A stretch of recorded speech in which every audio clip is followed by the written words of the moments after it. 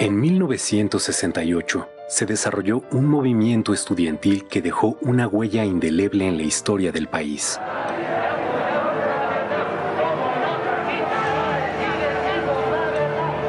Lo que comenzó como una protesta juvenil contra los abusos de la policía capitalina se convirtió en la rebelión de una generación contra el autoritarismo del régimen.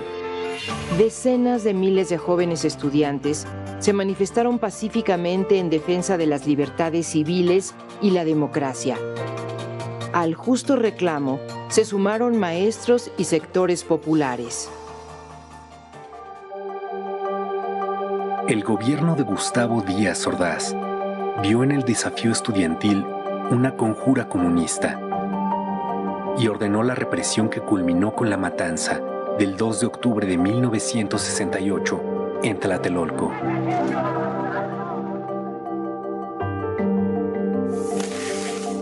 El movimiento inició el 22 de julio, tras una pelea entre estudiantes de la Vocacional 5 y de la preparatoria Isaac Ochoterena en la Ciudadela, que fue reprimida por granaderos.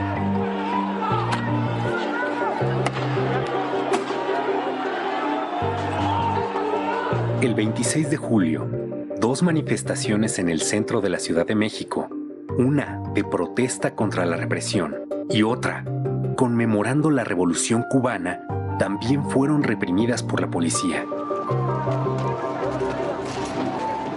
Ante la respuesta autoritaria, la protesta estudiantil se extendió. Escuelas de la UNAM y del Politécnico se declararon en paro. Después lo harían escuelas privadas y universidades de varios estados.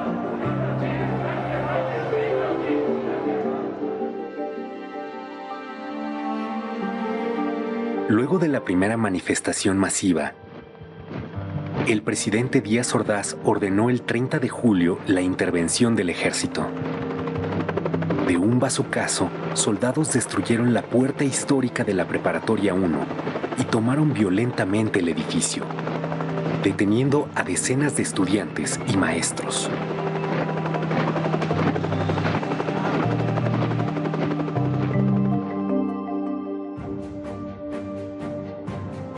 El rector de la UNAM, Javier Barros Sierra, asumió una actitud ejemplar.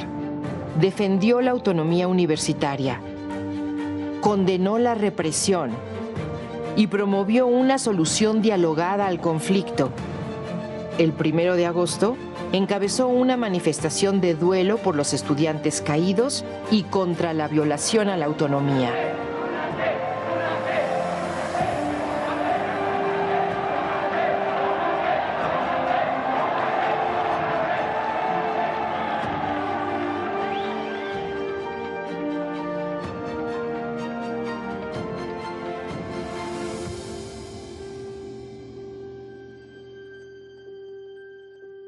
En los primeros días de agosto, los estudiantes formaron el Consejo Nacional de Huelga, con representantes de escuelas de la UNAM y el IPN.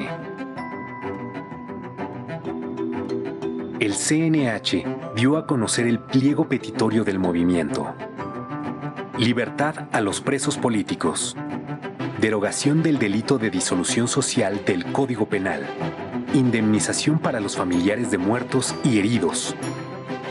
Desaparición del cuerpo de granaderos y destitución del jefe de la policía. Los estudiantes demostraron una enorme creatividad. Las brigadas se multiplicaron por calles, mercados, jardines, plazas públicas y generaron una enorme simpatía entre la población.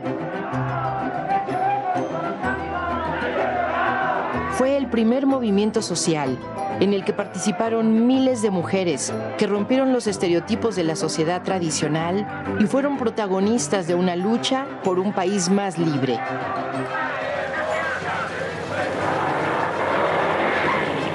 El movimiento creció. A la manifestación del 13 de agosto asistieron más de 150,000 personas. Los estudiantes demandaron diálogo público. El gobierno aceptó, pero nunca cumplió. El movimiento estaba ganando la batalla de la opinión pública a pesar de la campaña en contra por parte de la prensa, radio, televisión y de todo el aparato de Estado. El 27 de agosto, más de 500,000 personas marcharon al Zócalo.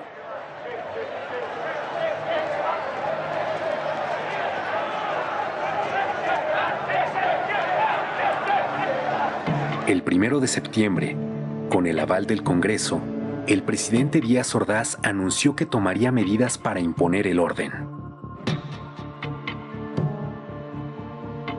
En respuesta, los estudiantes realizaron una marcha del silencio.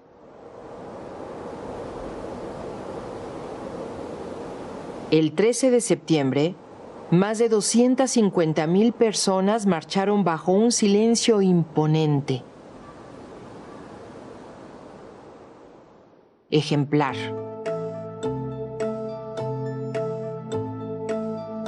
El gobierno canceló toda negociación y decidió optar por la fuerza para acabar con el conflicto.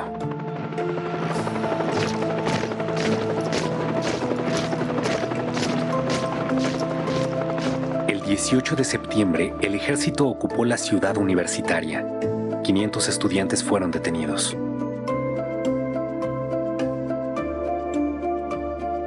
El 23 de septiembre se tomó violentamente el casco de Santo Tomás y la vocacional 7 de Tlatelolco, venciendo la tenaz resistencia estudiantil.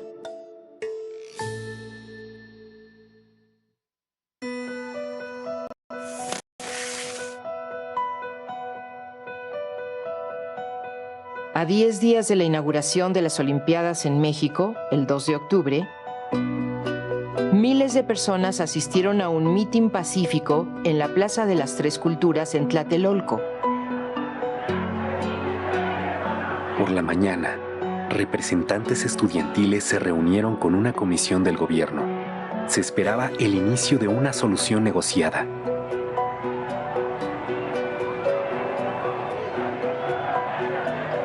Pero Díaz Ordaz ya había decidido acabar con el movimiento y dio la orden al Estado Mayor Presidencial, a un cuerpo de élite militar, el Batallón Olimpia, a unidades del ejército, a la policía, de reprimir a los manifestantes. Desde horas antes, francotiradores oficiales se apostaron en los edificios que rodeaban la plaza. Poco después de las 6 de la tarde, un helicóptero lanzó 2 bengalas.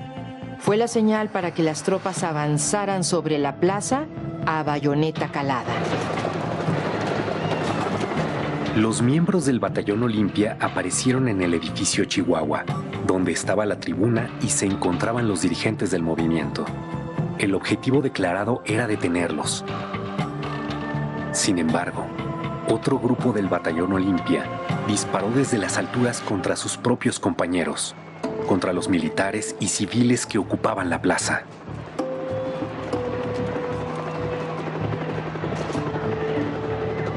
En el fuego cruzado, comenzaron a caer los manifestantes muertos o heridos, y la multitud corrió para escapar de la trampa.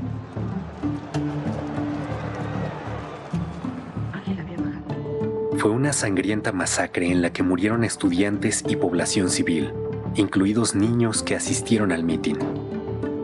La versión oficial reconoció 38 civiles muertos, un niño y 4 soldados, y culpó a los estudiantes de provocar la violencia.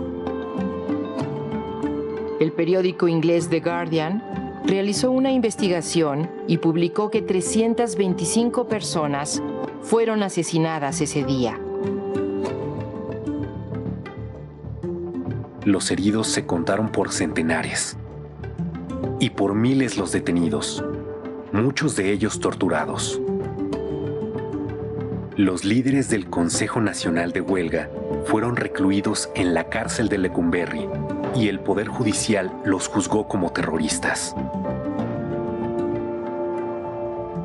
El 2 de octubre se cometió un crimen de Estado contra los estudiantes y el presidente Gustavo Díaz Ordaz asumió toda la responsabilidad.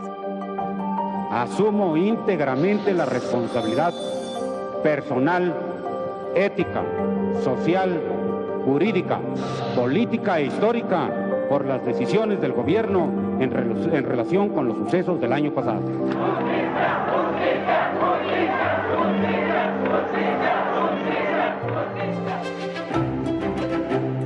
1968 fue un parteaguas en la historia de México y punto de partida de nuevos movimientos sindicales, magisteriales, campesinos, urbanos, por los derechos humanos y la democracia. El movimiento de 1968 es un triunfo de la memoria colectiva contra el intento institucional de imponer el miedo, el silencio y el olvido. Venció la esperanza, el ideal de un futuro democrático, de libertad. Por todo ello, el movimiento estudiantil de 1968 y el 2 de octubre no se olvidan.